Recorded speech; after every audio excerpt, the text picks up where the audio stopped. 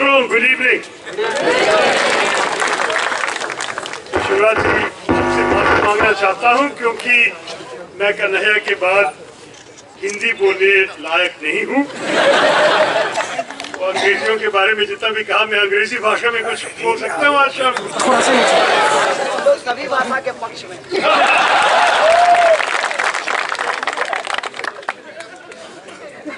You know that I've been watching for the last month and a half what's been going on in this campus from close and also through my friends and colleagues. Of course, we've all seen Kanhaiya on television.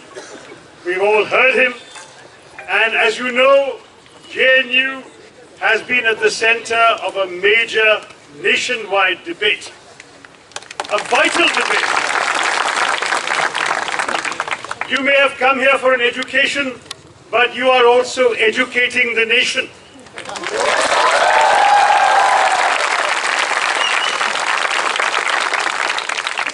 What is happening here has given the whole nation an education in the vital issues of dissent and democracy, the vital issues of sedition, and of course of azadi.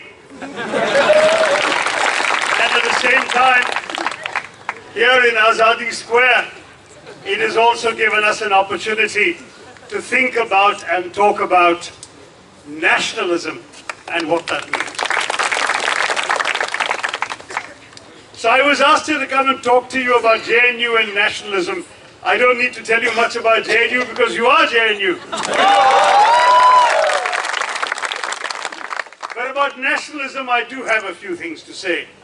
Because I do believe that at the center of this entire debate we're facing in the nation today, at the center of it, at the heart of it, is a fundamental debate about what the nation really is, what constitutes the nation, what India is, and therefore what is national and anti-national. To my mind, this is a debate worth having. And so we should be grateful to Prime Minister Modi and his party for having overreacted the way they did, and having given us a chance to actually face this debate that we are once again having tonight. You know, in my generation, we all grew up knowing that famous seminal founding speech of Indian nationalism, Jawaharlal Nehru's, on the midnight of August 1947, when he said that we have now met a tryst with destiny, a moment which comes but rarely in history, when the soul of a nation long suppressed finds utterance. The soul of the nation, that is what he was speaking for that night. And yet at the same time, the just recently departed Prime Minister of Great Britain, Winston Churchill, had once barked that India is no more a united country than the equator. Now, Churchill was rarely right about India, but it is true that there are few nations in the world that accommodate such an extraordinary variety of geography, of ethnicity, of language, of culture, of economic development, all within one space. And yet, Nehru believed passionately in the Indian nation whose soul he felt had woken that night. And he knew that it was an enormous challenge to wield together, and yes, Sardar Patel played a major role in that, to wield together, to meld into one nation, a country of such extraordinary diversity, so many princely states, so many different regions. But it was done, and today, 68 years later, we are all the children of that great experiment, the experiment that Churchill believed could never happen. And yet we know we are heirs to a very large tradition, an ageless civilization that has every kind of variety imaginable, right? A country of 23 languages recognized in the Constitution, a country of 4 major religions founded on the soil and 4 others that have come to our land from elsewhere, a country of 85 recognized political parties, 58 of which are in parliament, a country where there are 300 ways of cooking the potato. This country is therefore a land of diversity. And when we speak of the Indian experience, the first and most basic thing to recognize is that the singular thing about India is that you can only speak of it in the plural. There are many Indias, and our effort is to accommodate all these Indias in one dream, in moving forward in one way. This, I think, is what unites the remarks of Sunny and Kanhaiya and myself this evening. And India, in our mind, must be an India that accommodates all of these Indias. This multiplicity, this diversity, that our democracy was supposed to enshrine and preserve. You know, when we look at our country, we can see that there is so much that keeps us together and yet so much that drives us apart. We have contradictions in our country, but we are more than the sum of our contradictions. That is the great strength of India.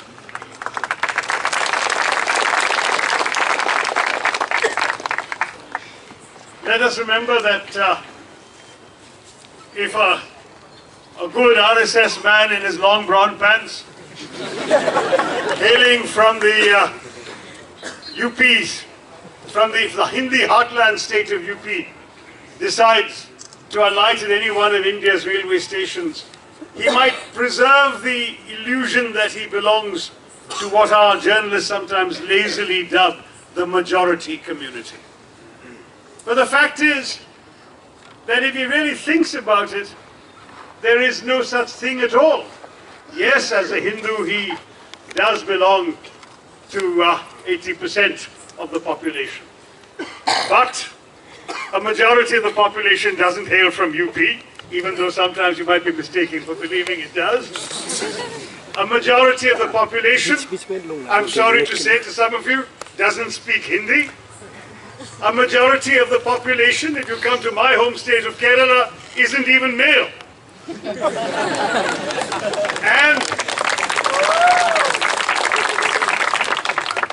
And even if he cherishes this illusion of majoritarianism, his caste puts him in a minority immediately. If he's a Brahmin, well, 90% of his fellow Indians are not.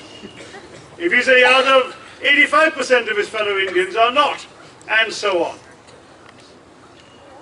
So why do I harp on this? It's not to say that I am any less Hindu than those who have been trying to privilege a Hindu notion of majoritarian identity in India.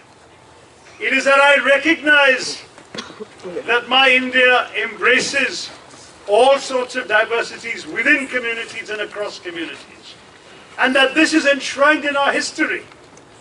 I come from Kerala, where we have the world's oldest, the world's oldest Jewish community outside Palestine. The numbers may have dwindled now, but they fled. Legend has it, when the Babylonians destroyed their first temple. Certainly we have evidence that they came when the Romans destroyed their second temple. And when they came to India and settled and they were given all their freedoms, they became the only Jewish diaspora anywhere in the world that never knew a single instance of discrimination, anti-Semitism.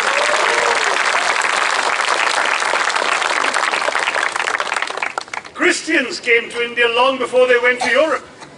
When St. Thomas of the Bible, doubting Thomas the Apostle, landed on the shores of Kerala, it is said he was welcomed on shore by a flute-playing Jewish girl.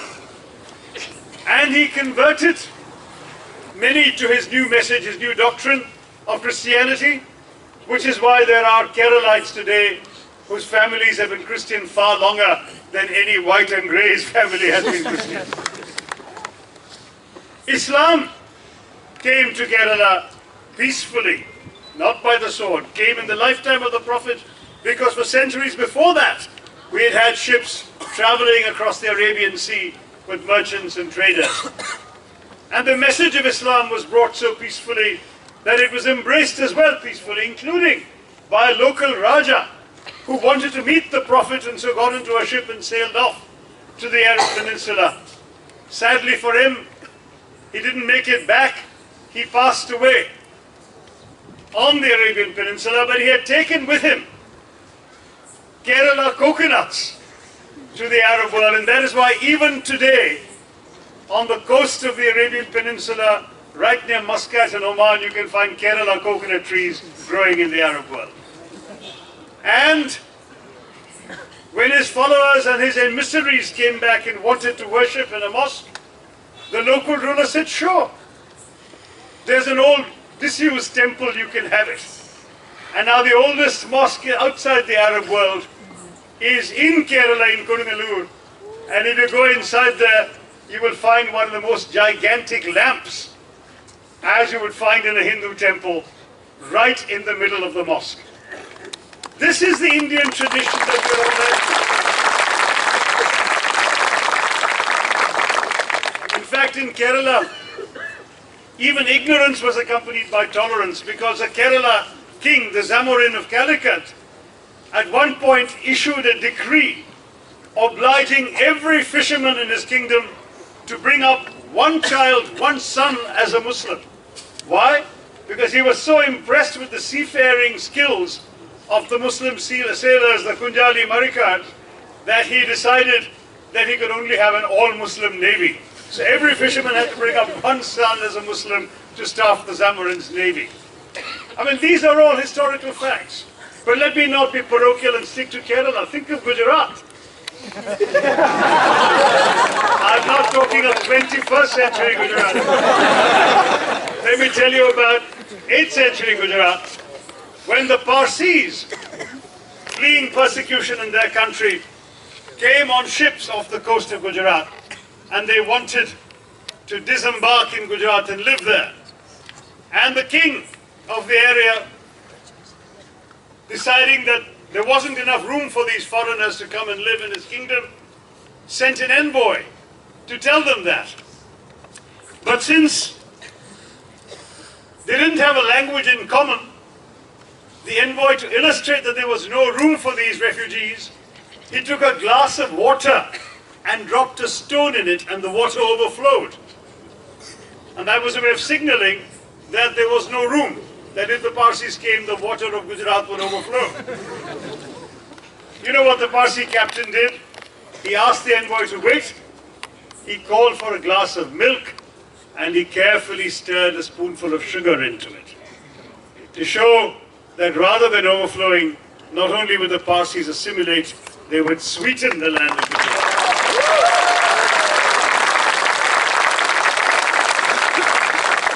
And that is why today Parsis still speak Gujarati and wear saris in that interesting way that their women do. But the fact is that this history, one can give you story after story, example after example of this history of diversity, of tolerance, of engagement. E.P. Thompson, the British historian, wrote that India is the most important country for the future of the world, because he said all the influences in the world passed through this society, and he added, there is not a thought that is being thought in the East or the West that is not active in some Indian mind. I'm glad a Brit said that. So this is the India in which I grew up, and I'm proud to say where my sense of Indianness and Indian nationalism comes from. Because I went to high school in Calcutta, where in the place where I lived, where my parents lived, you could hear the wail of the muezzin calling the Islamic faithful to prayer, literally blending with the tinkling of bells at the Shiva Mandir on the corner, which in turn was competing with the loudspeakers outside the Gurudwara reciting verses from the Guru Granth Sahib, and just around the corner was St. Paul's Cathedral.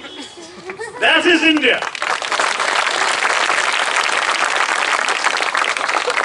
And it is a heritage of diversity that we must be proud of. In 1971, when I was in high school, we had a war with Pakistan, the war that liberated Bangladesh. At that time, the Pakistanis, the generals ruling that country, were foolish enough to proclaim this war as a jihad against the Hindu unbeliever. Mobile. Well, the commander of our Air Force in the northern sector and later Air Chief Marshal of the Air Force was a Muslim, Air Marshal Latif. The commander of the army was a Parsi, General Manik Shaw, later Field Marshal Manik Shaw. The commander, Eastern Command, who commanded the troops that marched into what became Bangladesh, was a Sikh, Jasdeep Singh Arora. And the general who was helicoptered into Dhaka to negotiate the terms of the Pakistani surrender was Jewish, Major General Jacob. That is India.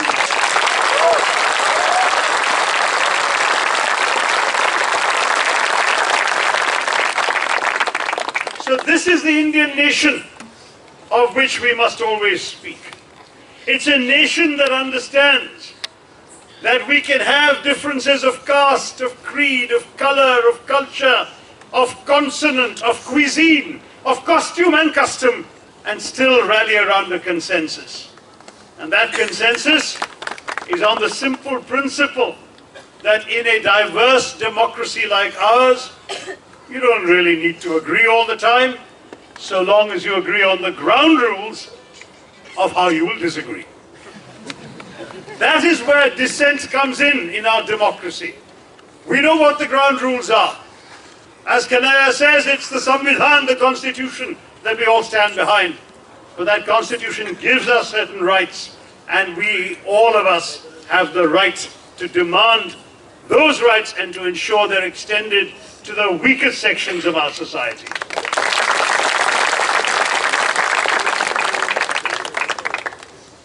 You know, now the latest acid test in our country of nationalism is whether we can say Bharat Mata Ki Jai. I'm happy to say it, Bharat Mata Ki Jai. But what does Bharat Mata stand for? And should I oblige everyone to say it, and should it be proof that somehow I who say it am more patriotic than one who chooses not to say it?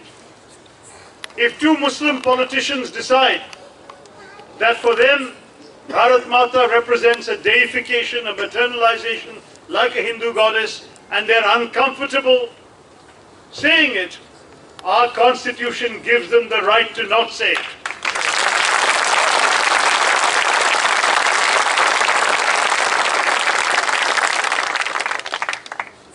Just as it gives some the right to say it as well, and even to demand it. You were at the India Today conclave, Kanaya, the night before I was there, and the anchor began by saying to the whole audience, say after me, Bharat Mata Ki Jai.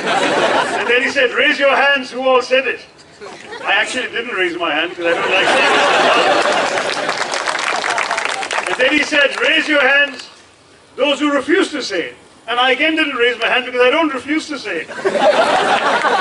I will choose when to say it. That is the democracy.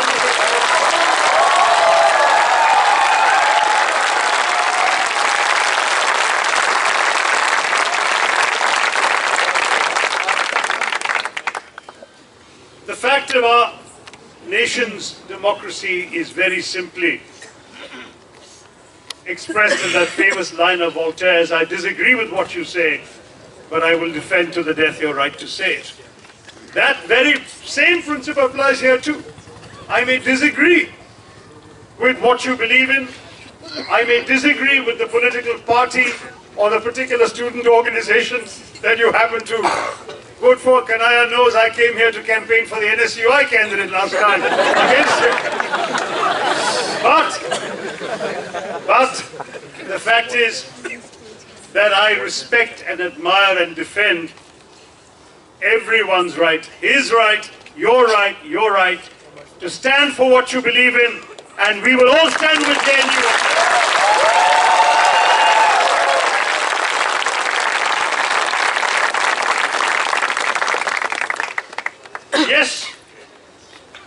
often accuse, my senior colleague Rahul Gandhi has been accused, I have been accused of giving aid and comfort to anti-national elements. Right here in JNU. And I must say that some of the slogans reported in the media do trouble me and trouble many good people who are Democrats in our country. Not all of them. Nothing that has been said tonight troubles me. But there were things reported in the papers that I have a problem with. However, does this amount to sedition? Is it grounds to arrest 3 students, take them, have thuggish lawyers beat them in the courtroom? What kind of a travesty? What kind of a travesty are we reducing our democracy and our justice system to?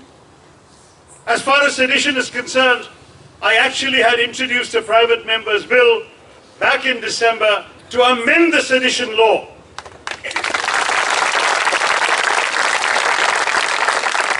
None of our friends in the media noticed, because on the same day I also tried to introduce a private member's bill to amend section 377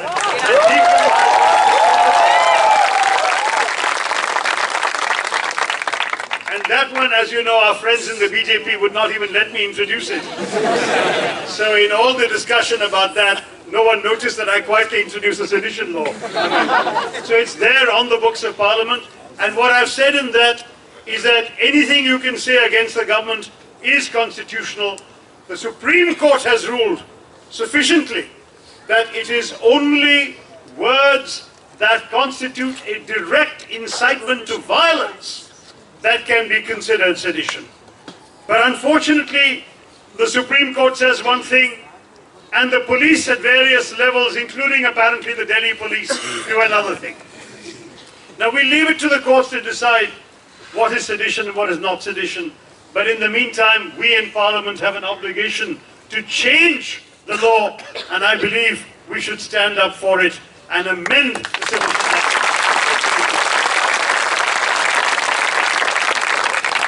Jawaharlal Nehru, for whom your university is named, said this is an obnoxious law, and the sooner we get rid of it, the better.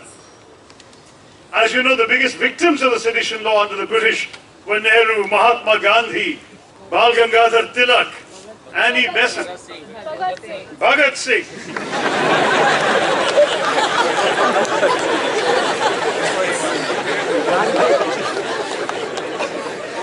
Yeah, Bhagat Singh was the Kanhaiya Kumar of his time.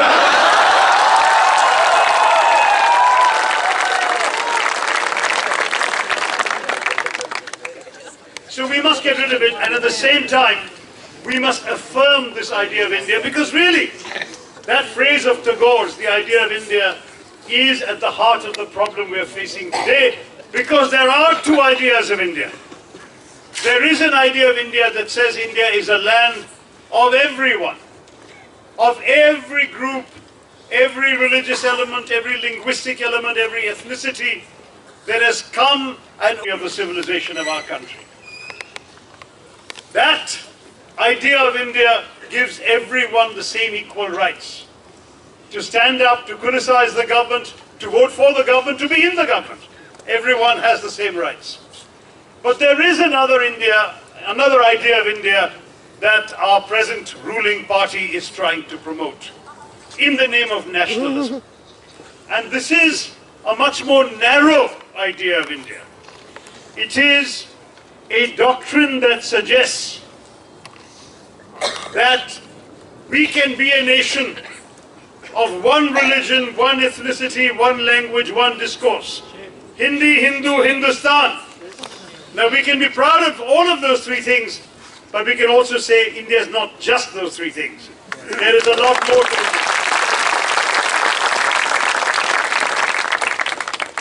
And because we want to see this broader idea of India embraced in our country, we want an India which has room for both Krishna Kanhaiya and Kanhaiya Kumar.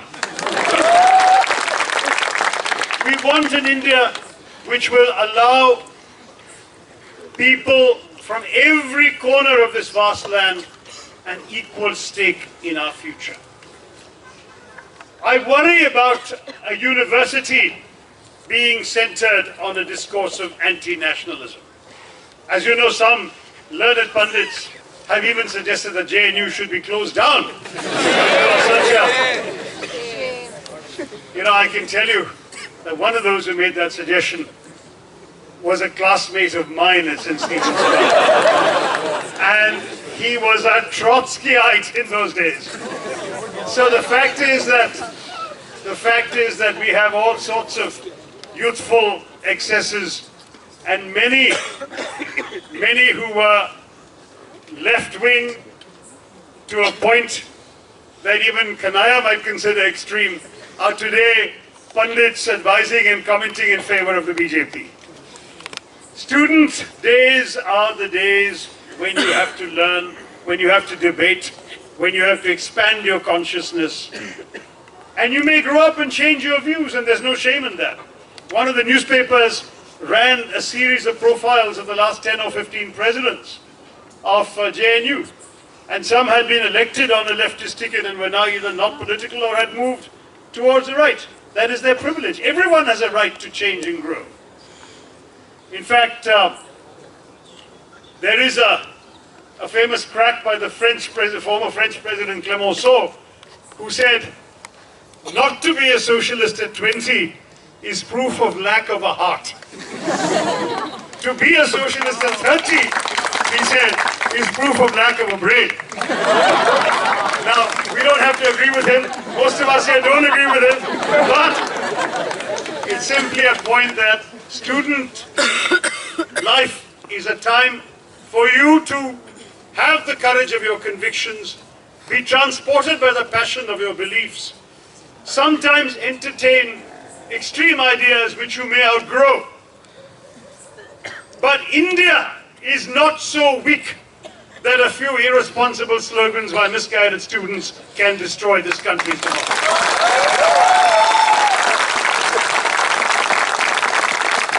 The idea of India that I've described to you is strong enough to stand for a large-hearted and humane vision of nationalism and of what the Indian nation is all about.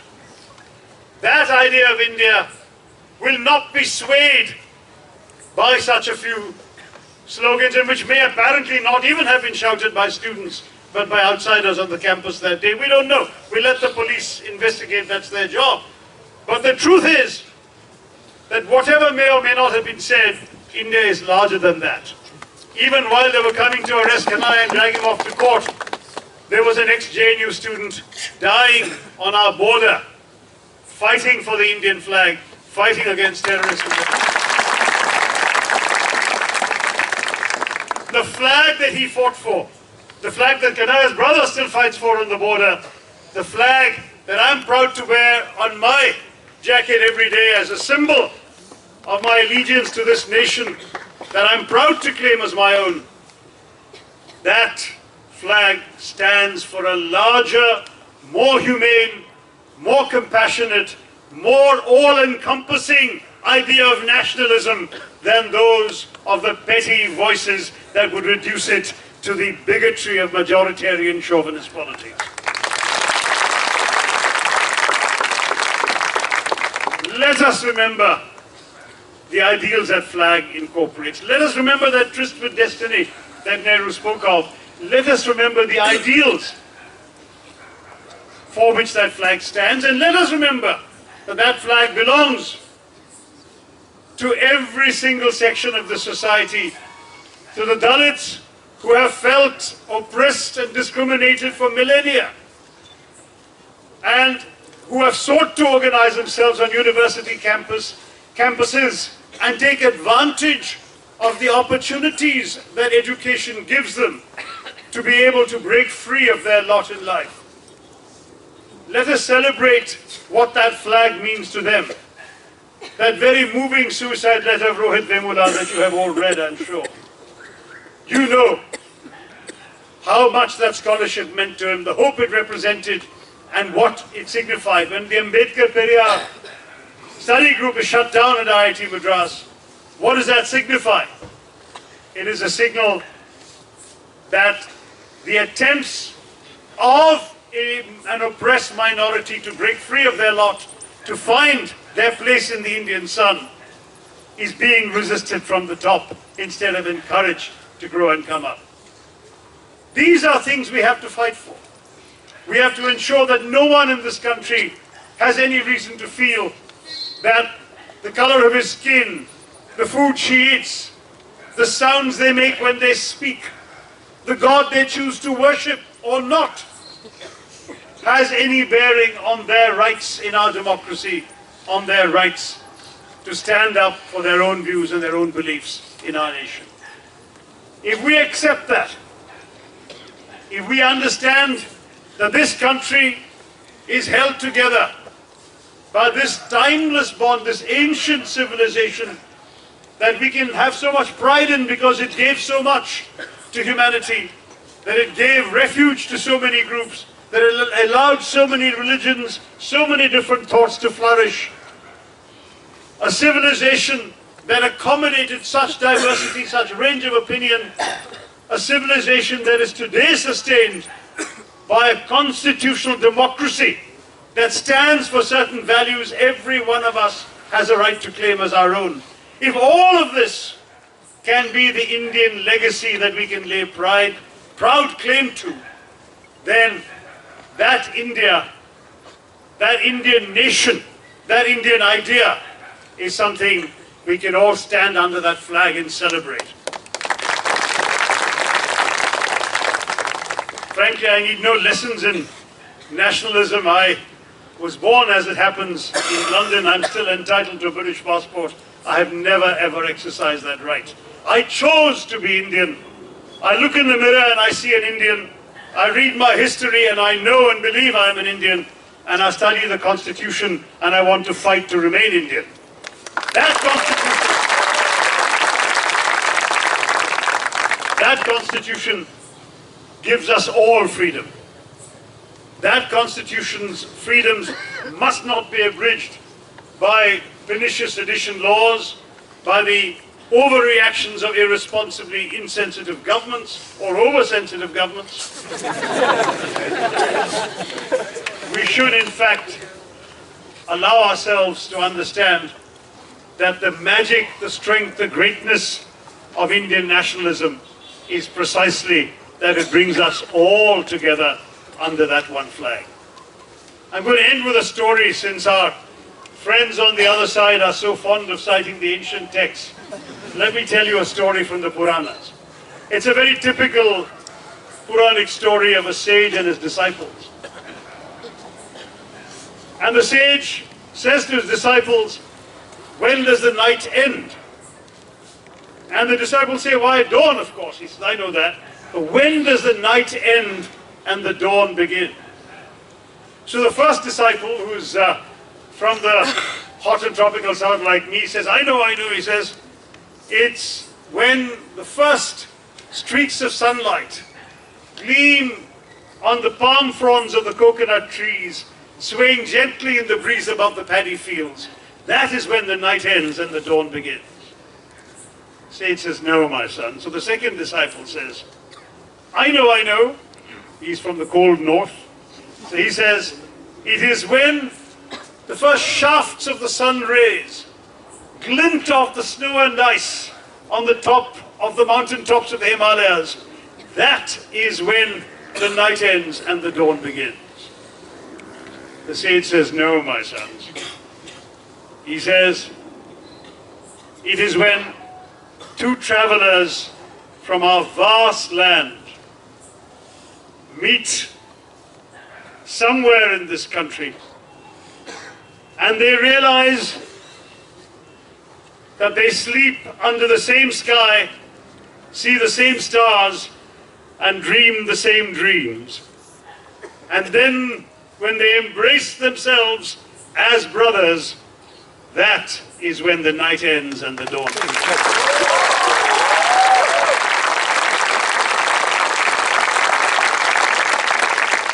In our history, we have seen many a dark night. But there has been dawn after dawn of freedom, of hope, And that hope has come to us through our proud Indian nation. Let us not only celebrate nationalism when India beats Pakistan in a cricket match.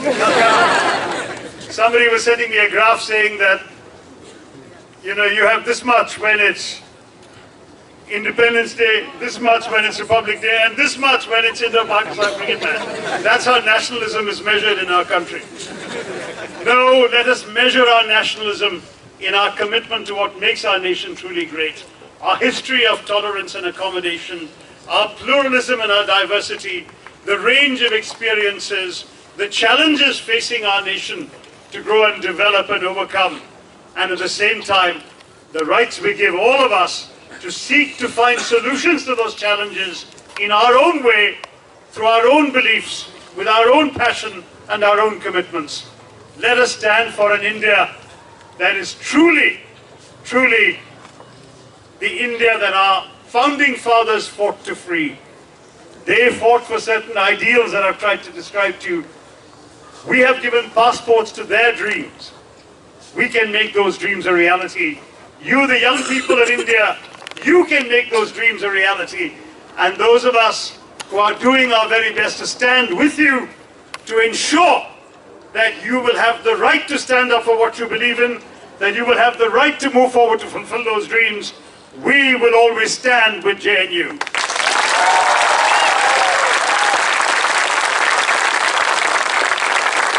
Thank you and Jai Hind.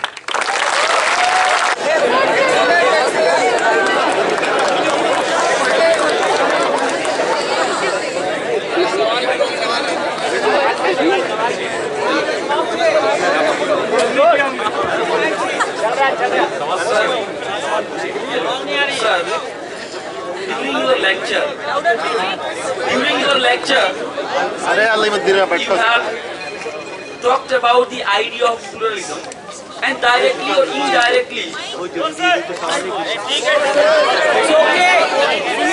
directly or indirectly, you have attacked Sangh Parivar, the BJP, and you have said that the idea of India, which is upheld by the Congress party and the RSS and the BJP, are quite different.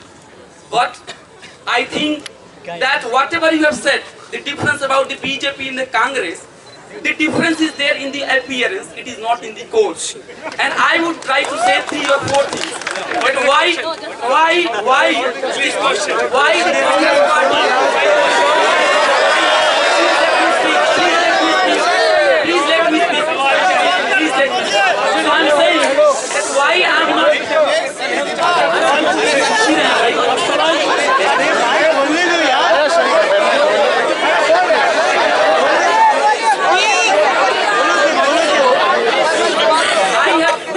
My hypothesis is, my belief is that the Congress party and the BJP may be different in appearance, but they are in their core the same party, and I will try to say 4 or 5 things why they are the same.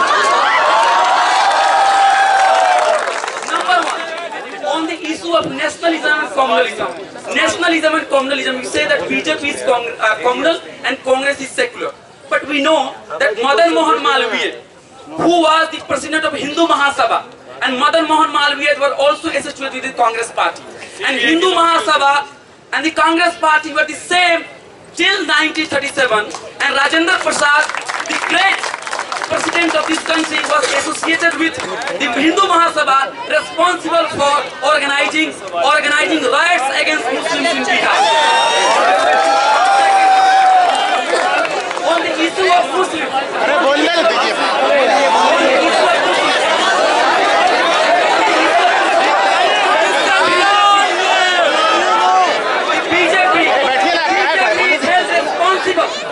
for doing Gujarat, the BJP is held responsible for doing Gujarat. But what do you have to say when Arshad Madani associated with Jamiyat-e-Ulama-Hind that played very important role in national freedom struggle? Freedom struggle said it was Yuvraj Patil who kidnapped, who was responsible for jailing hundreds of thousands of Muslims. How could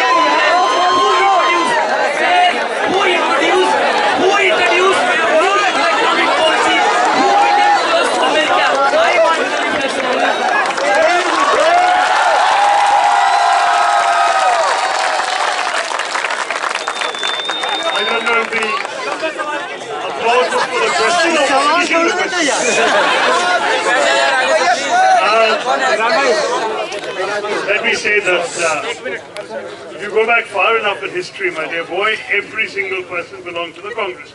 Muhammad Ali Jinnah was a member of it. Because it was the nationalist movement and there was no restriction on dual membership. So we had members of the Muslim League. In fact, one particular figure, whose name escapes me for the moment, I think it was Dr. Ansari, chaired the All India Congress in January of 1921 and the All India Muslim League in December of 1921. It was exactly the same person. So there was no particular contradiction in those days of Hindu Mahasabha members, Muslim League members and so on being in the Congress. And indeed the Communist Party, EMS Nambudri Pahad and half the Congress members were members of the Congress. They broke away later, and indeed when independence came, a number of other parties also arose. As you know, the Jan Sangh came into existence only in 51, the BJP in 1980 as a successor to it, and the Communist Party split in the early 60s, and so on and so forth. So we can go on with the history of it. You still ask what is the difference? There are very many differences. I suppose the most obvious difference is the BJP is in government and we are in the opposition. So I think you can see that we don't share their agenda and they don't share ours.